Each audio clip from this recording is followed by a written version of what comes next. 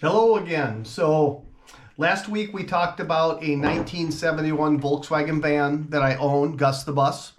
This week I thought I'd talk about a 1967 Volkswagen van, camper van that I bought in Chicago, Illinois. Kind of a crazy story how that turned out. So back in the day I was just searching Craigslist and found this 67 Volkswagen bus sitting in Chicago. What makes 67 so special is that it's the last year of the split window, and split window means the front windshield is got two windshields in it, side by side, so they call it a split window. Real collectible buses, real hard to get these days, and they go for a lot of money. So the price he had on there was $3,500, so I thought that I would go ahead and check it out because it was such a good deal.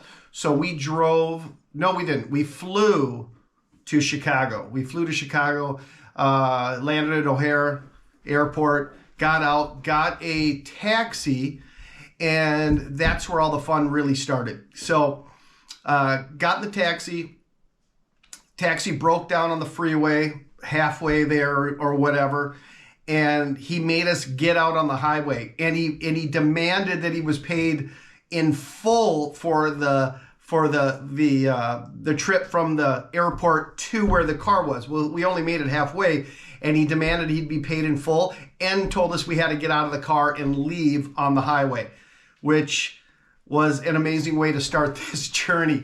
I don't think I paid him in full, but we did have to get out, and we had to get over to the side of the highway, through the grass and up to the fence, hop the fence, and then onto whatever road was there, which was pretty much nothing except for a cemetery across the street.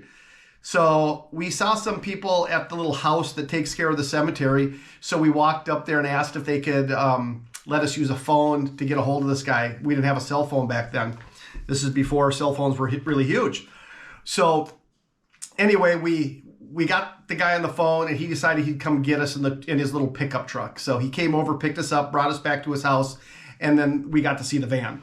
So the story with the van was it had a brand new motor, it had a brand new transmission, but the transmission shifted very poorly, even though it was new. It was hardly drivable. So I knew that getting into it.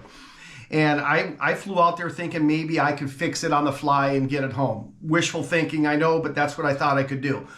So when I saw the van, I noticed there's a hole in the front of the van, and the hole was from somebody having it on a hoist, trying to work on it, and the tires were on the ground, and when they turned it over, even though they thought they had it in neutral, it was actually in first or second gear, and it made it jump off the hoist, and it hit someone's toolbox that was sitting in front of it and put a hole in it. And this guy was just frustrated with this van that owned it. He had all this work done to it, and he couldn't drive it, and now he's got this front end that's got a hole in it.